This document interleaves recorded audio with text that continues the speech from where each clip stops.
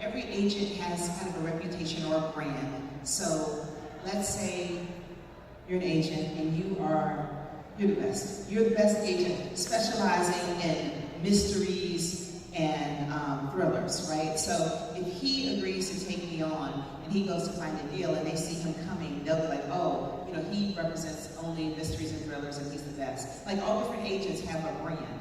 So you try to figure out which is the one that can best literally represent you. They go to meetings, they talk to people. You need an agent because you'll be so eager to publish that you would pay them. So you need an agent who will, you know, hold out for what you want, because when the publisher starts, you know, demanding things, you might fold because you're shy, you're an artist, you're sensitive, and you need the agent to say, no, she won't allow that. And then your agent can get a reputation for being a diva and not you. My agent has a reputation for being a diva. Is this true?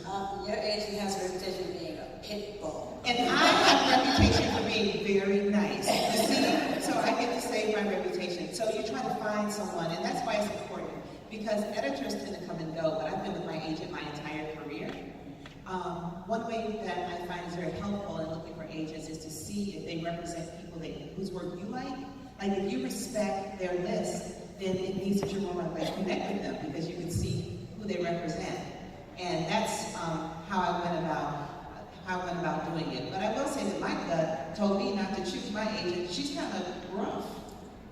Yeah. And she's from New York, and I'm from Atlanta. I had never met like an actual New Yorker before, like a real New Yorker, a little short sentences. And I thought, I don't think she likes me, but I went with her anyway, and I came to learn that that's just a New Yorker.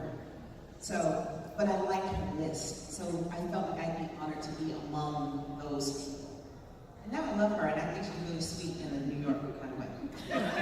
People often ask me about what my editor or my publisher makes me do. Did they make you change this? Did they make you do this to the title?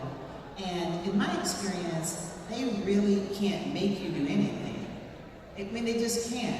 What are they going to do? Come to your house and make you do something? They can't make you do anything. But I think that a lot of times writers, like, you want to please the people you're working with, right? You want to tell them your idea. You want them to say, that's great. You want them to smile. And yes, there will be things in your book that they are not pleased with.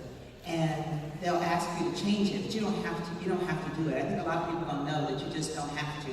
I have like a couple of tricks that I employ, is that like when I have a book, I have 4 or 5 things that are deal breakers that I cannot change. And then there are other things I can change. So when I get the letter back after they read the manuscript and they tell you the things they want you to change, let's say they want me to change 10 things, and let's say there are 3 of those things that I absolutely cannot change. I pretend like 5 of those things I cannot change, and then I give in on those other 2 things, and it looks like I'm being reasonable, and I get to keep the 3 things that I refuse to change. Because working with an editor is all about, you know, a relationship. It's just like any relationship. You can't say it's my way or the highway, but you can get kind of clever and figure out ways on what you will and will not deal with. The only thing that I find that I have way less control over is the cover. Don't you think that the time when you're most vulnerable is when you don't have a book yet? Like when your book has been sent out to publishers, and sometimes they want to have a meeting with you to talk about the book to see if it would be a good fit. Because, you know, once you sign on the dotted line, you and the editor, y'all have to deal with each other. But this is before you sign, and they want to see if you would be interested in taking it in another direction or something. And I think that's when you're most vulnerable, because especially if it's your first book, you want to publish the book so bad.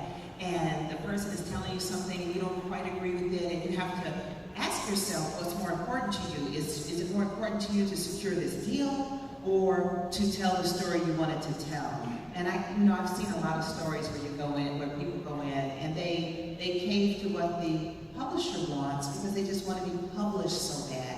And you really have to ask yourself what's more important to you. And that's a real question that each person has to decide for herself. What is more important to you? To publish this book, like, would you be okay with having this book in the world even though it's not the book that you wanted to write? To be able to tell people that you're a published author, is that more important to you than the project? And you're going to just have to decide. I think you have to just decide for yourself.